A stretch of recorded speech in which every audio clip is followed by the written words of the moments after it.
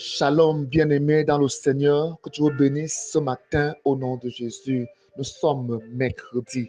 Nous bénissons infiniment Dieu de nous compter encore parmi les vivants, de préparer de bons projets et de les manifester pour nous en ce jour. Le fait que nous sommes vivants montre qu'il a préparé de bonnes choses pour nous aujourd'hui à les manifester.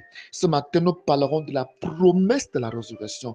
L'une des plus grandes promesses que Jésus-Christ apporte aux hommes est la promesse de la première résurrection, ou alors de l'enlèvement pour aller au ciel, pour aller vivre au ciel. C'est une réalité. Le ciel est une réalité. Ce n'est pas une utopie. Ce n'est pas ce sont pas des rêves, des illusions. Non, ce sont des réalités. Alors le Seigneur Jésus-Christ a apporté la preuve par lui-même en mourant à la croix et en revenant. Et avant d'y aller, il a promis cela. Dans Jean 11, à partir du verset 25 au verset 26, ici, Lazare venait de mourir, ça faisait 4 jours et son corps avait été enterré, il était presque pourri.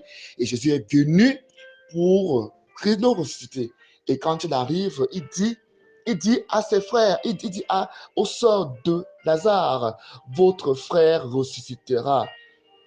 Amen.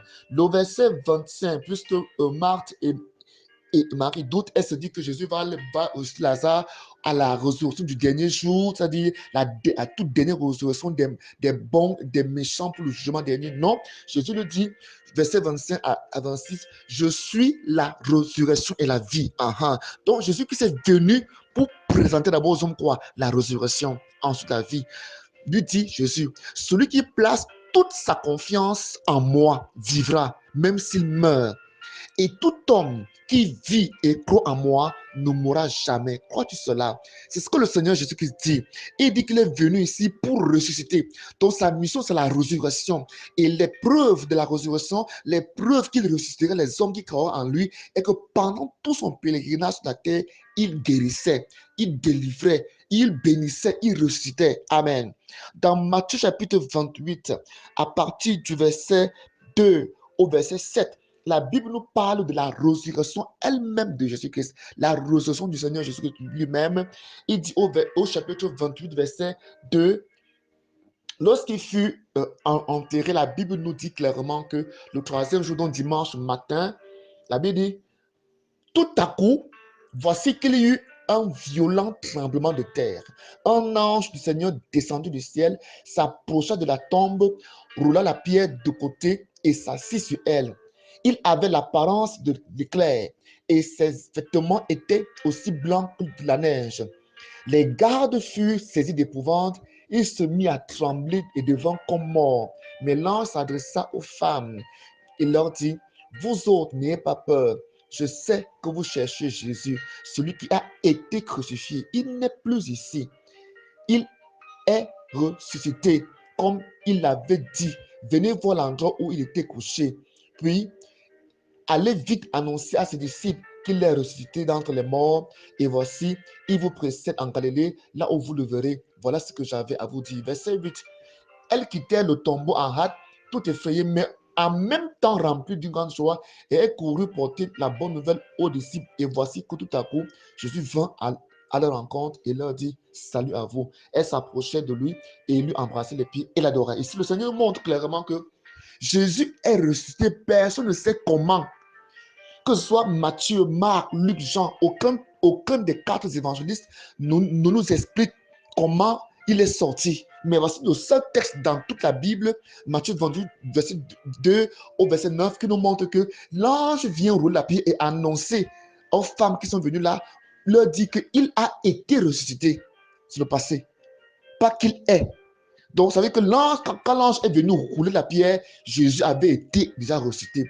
En fait, quand il est ressuscité, le corps de la résurrection, c'était un corps qui traversait la matière, qui traversait les murs. Donc, il n'avait pas besoin qu'on pousse la pierre pour qu'il sorte. Donc, l'ange pousse juste la pierre pour montrer la preuve que voilà, il est ressuscité. Parce que si son corps avait été volé, la pierre aurait été roulée. Les soldats allaient être dans l'épouvante depuis longtemps. Mais ici, l'ange montre que les soldats qui étaient debout croyaient que le corps de Jésus était encore dans le tombeau. Les femmes qui étaient là savaient que le corps de Jésus était encore dans le tombeau parce que la pierre était là. La pierre qui bloquait l'entrée était toujours là. personne ne pouvait la rouler. La Bible dit que si cette pierre avait été scellée de sceaux, parce que les gens croyaient que les disciples allaient venir voler le tombeau pour faire croire aux hommes que ce qu'il avait dit qu'il ressusciterait, il est ressuscité réel, pour mentir aux hommes, quoi. Alors ici, la Bible peut nous faire comprendre que l'ange vient donc rouler la pierre lui-même et il dit aux femmes, regardez, il n'est pas là-dedans. Ces femmes crurent pourquoi? Même les soldats crurent pourquoi? Parce qu'en fait, la pierre n'avait jamais été roulée. Et quand la pierre fut roulée, le tombeau était vide, les bandes étaient là. Voilà ce qui se passera lorsque le Seigneur te ressuscitera, lorsqu'il t'enlèvera. Toutes les bandes, donc les bandes, c'est le symbole de tout ce qui te relie à la terre, de tout ce qui te relie au sol, de tout ce qui te relie, n'est-ce pas, au péché. Toutes ces choses-là disparaîtront. La pesanteur n'aura pas de pouvoir sur toi. Voilà la preuve que le Seigneur apporte. Voilà la preuve que le Seigneur te donne, qui va te ressusciter. Dans le livre de 1 Corinthiens, chapitre 15, à partir du verset 20 au verset 22, la Bible présente Jésus-Christ comme étant les prémices de la résurrection. Les prémices dans la Bible, c'est quoi? Les prémices sont les premières récoltes. Les premières récoltes qui annoncent la récolte qui vient. C'est-à-dire que lorsqu'il faisait un grand champ de blé, les premiers épis à produire, c'est ça qu'on appelait les prémices. Donc les prémices annonçaient la grande récolte. Dans 1 Corinthiens 15, à partir du verset 20 au verset 22, la Bible présente Jésus-Christ comme étant les prémices de la résurrection. Donc Jésus-Christ est dans les prémices pour montrer qu'il y a une multitude de résurrections qui vont venir à partir de ceux qui auront cru en lui. La Bible dit donc dans 1 Corinthiens 15, verset 20 au verset 22, ceci, mais en réalité, le Christ est bien revenu à la vie. Et comme les premiers fruits de la moisson, il annonce la résurrection des morts. Pas n'importe quel mort, s'il vous plaît. Car tout comme la mort a fait son entrée dans ce monde, et par un homme, la résurrection vient aussi par un homme. Verset 22. En effet, de même que tous les hommes meurent du fait de leur union à Adam, ils seront ramenés à la vie du fait de leur union avec Christ. Donc ici, il parle des hommes qui auront vécu pendant leur vie étant unis à Christ. C'est eux que Jésus-Christ vient ressusciter. Alors ce matin, je veux que tu vives avec cette espérance, avec cet espoir. Il a dit clairement de ne pas amasser nos trésors là où les bandits peuvent percer, là où la roue, l'année peuvent détruire, mais d'amasser nos trésors là où les bandits, les voleurs, les brigands, les arnaqueurs ne peuvent pas toucher, c'est au ciel. Et ton trésor, c'est Jésus. Ton trésor, c'est Jésus. Ton trésor, c'est Jésus. Pendant que tu travailles, n'oublie pas que ton trésor, c'est Jésus. Que le trouble, les persécutions qui sont sur la terre ne t'amènent pas à oublier que tu n'es qu'un pèlerin, que tu n'es qu'un passager sur la terre, mais que ta demeure définitive, c'est le ciel. Que ta demeure éternelle, c'est au ciel. Et il a dit, il s'est allé te préparer une place. Quand tu seras prêt, il te viendra te chercher. Alors ce matin, tu es béni au nom de Jésus. Tu es béni ce matin parce que tu es un enfant privilégié. Tu es fils de Dieu. Tu es privilégié. Jésus-Christ a démontré par A plus B qu'il le ferait. Il le fera dans ta vie. Si tu crois ce matin, tu peux croire en Jésus-Christ. Tu peux accepter le Seigneur dans ta vie. Je vais prier pour toi, Père. Je prie pour tous ceux qui veulent accepter le Seigneur Jésus-Christ comme sauveur et Seigneur. Accepte leur don. Accepte leur soif. Accepte leur requête. Accepte leur prière. Et fais d'eux des véritables enfants de Dieu. Que ton sang pardonne leurs péchés. Que ton sang lave leurs péchés. Que ta présence, Seigneur, les inonde. Que ta grâce les recouvre. Je prie pour tous les malades. Que toute maladie, Seigneur, disparaisse complètement. Disparaisse complètement. Ce mal de reins, les deux reins qui font mal.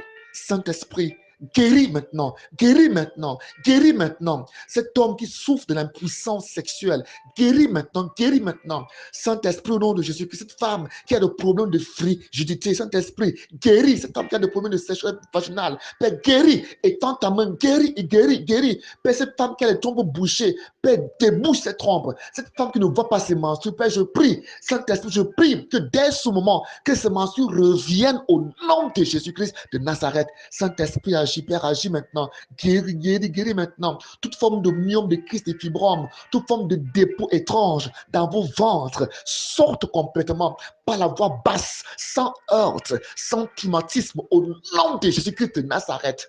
Seigneur, merci, merci Saint-Esprit. Merci pour la guérison. Merci pour la guérison. Merci pour cet homme qui a mal à la tête, qui a des problèmes de nerfs. Tu guéris, tu restaures cet homme qui a des problèmes des yeux. Tu guéris maintenant cet homme qui a des problèmes d'audition. Cet homme qui a des problèmes, qui a mal aux oreilles. Il sent mal aux oreilles. À l'oreille gauche, Saint-Esprit, je prie maintenant que ce mal disparaisse, lui soit retiré au nom de Jésus-Christ. Père, je prie pour celui-là qui a mal aux dents, les dents, Saint-Esprit, je prie que la maladie disparaisse, qu'il soit guéri au nom de Jésus. Père, je prie dans le nom puissant de Jésus-Christ pour cet homme qui a des problèmes de tension artérielle. Je prie que la tension soit normalisée au nom de Jésus. Tout poison dans ton sang disparaît au nom de Jésus-Christ de Nazareth. Sois guéri, sois guéri, sois guéri. Toi qui es attaqué dans les rêves, sois guéri. Toi qui es oppressé financièrement, sois guéri. Toi qui es oppressé dans ton foyer, sois guéri. Au nom de Jésus, sois délivré, sois restauré, sois délivré au nom de Jésus-Christ. Soyez bénis ce matin. Shalom au nom de Jésus-Christ. Mon nom c'est l'apôtre Betchem Bled. Mon contact, appel et WhatsApp sur le plus 237 699 97 82 47. Soyez bénis pendant que vous partagerez. Amen.